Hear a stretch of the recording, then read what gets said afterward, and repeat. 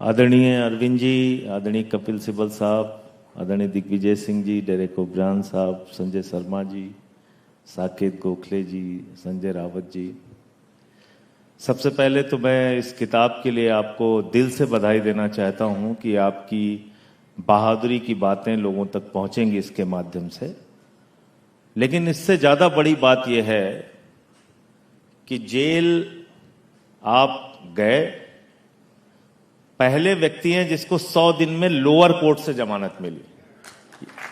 आप पहले व्यक्ति हैं ईडी के मामले में जिसको 100 दिन में लोअर कोर्ट से ही जमानत मिली। हम लोगों को तो सुप्रीम कोर्ट तक जाना पड़ा। लेकिन उससे ज्यादा बड़ी बात यह है कि जो इनकी मंशा थी कि ये लोग ज्यादा बोलते हैं, इनको झुकाना है, इनको डराना है, वो काम आपने नहीं किया। निकल के और मजबूती के साथ आप बोलते रहे, इसके लिए विशेष रूप से बधाई। मुकदमा क्या था? साकेत गोखले पे 500 रुपए के भ्रष्टाचार का। कोई जानता है इस देश में? 500 रुपए के भ्रष्टाचार का मुकदमा क्या था संजय रावत पे?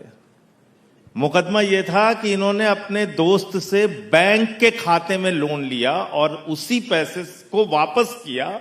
दोनों के रिकॉर्ड मौजूद थे और इन्होंने अपने इलेक्शन के नॉमिनेशन में उसको डिक्लेयर किया था। यह भ्रष्टाचार है, यह लगा था इनके ऊपर। मुकदमा क्या था अरविंद केजरीवाल जी के ऊपर? मुकदमा इनके ऊपर यह था कि इन्होंने भ्रष्टाचार किया एक्साइज पॉलिसी में, जिस एक्साइज पॉलिसी से दिल्ली को फायदा हुआ, ज्यादा रेवेन्यू आया। मुकदमा यह था इनके ऊपर कि एक मैं बैनर भाजपाइयों का देख रहा था जो अरविंद जी के खिलाफ प्रोटेस्ट कर रहे थे, तो उसमें लिखा हुआ था 1,29,000 करोड़ रुपए का शराब घोटाला। कुल दिल्ली का बजट है 70,000 करोड़ रुपए। तो कुछ भी खबरें चला रहे हैं। और सबसे ज्यादा पीड़ा यह नहीं कि ठीक है नरेंद्र मोदी राजनीतिक प्रतिद्वंदता दिखा रहे हैं, वो हमसे नफरत करते हैं या उनके मन में हमको लेके गुस्सा है, वो केजरीवाल जी पे मुकदमे करना चाहते हैं, जेल भेजना चाहते हैं, चलो ठीक है। लेकिन सबसे ज्यादा कष्ट की बात यह है कि जिस तरह से गोदी मीडिया लगता है आपके पीछे, मतलब वो उसका बस चले तो वो कोर्ट बन के फैसला ही सुना दे कि भाई इनको तो तुरंत फांसी चढ़ाइए, इन्होंने सारा भ्रष्टाचार कर रखा है। 1 रुपए की बरामदगी अरविंद केजरीवाल जी के घर से नहीं हुई। 1 रुपए की। कोई जमीन के कागजात नहीं मिले, कोई पैसा नहीं मिला, कोई सोना गहना नहीं मिला, लेकिन अंदर जेल में डाल दिया।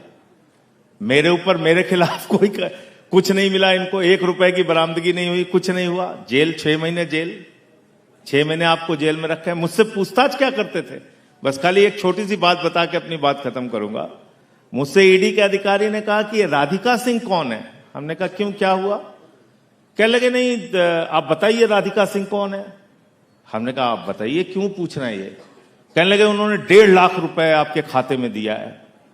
तो हमने कहा राधिका सिंह जी वही हैं जो आज सुबह आप मिल के आए हैं, हमारी मां 75 साल की, जिनसे आप सुबह मिल के आए हैं। और उन्होंने, हमारे पास पैसा नहीं था अपने इंश्योरेंस का पैसा जमा करने का, तो अपने पेंशन के खाते से 1.5 लाख रुपए मेरे खाते में ट्रांसफर किया। मैंने कहा आप मेरी ईमानदारी की जांच कर रहे हैं कि भ्रष्टाचार की जांच कर रहे हैं? ये इन्वेस्टिगेशन था। अब कहां बोले हम लोग ये बातें जाके? लेकिन सबसे बड़ी बात यह है, सबसे बड़ा तमाचा अगर अभी तक लगा है पूरे ईडी की इनकी कार्रवाइयों में, तो वो लगा है अरविंद जी के मामले में। जब सीबीआई की कोर्ट ने कहा 1 पैसे का भी सबूत अरविंद केजरीवाल, मनीष सिसोदिया के खिलाफ नहीं है, ये सबसे बड़ा तमाचा है। तो इन्होंने जो जेल काटी, या जो बदनामी झेली, या जो हम लोगों के बारे में उल्टी सीधी खबरें छापी गई, संजय रावत जी के बारे में बड़ी बड़ी हेडलाइन बनाई गई, या साकेत गोखले के बारे में बनाई गई, या केजरीवाल के बारे में या मेरे बारे में बनाई गई, उसकी भरपाई कैसे होगी? उसकी भरपाई कहां से होगी? नहीं हो सकती। तो ये मनोबल गिराने की पूरी कवायद थी, आपको झुकाने की पूरी कोशिश थी।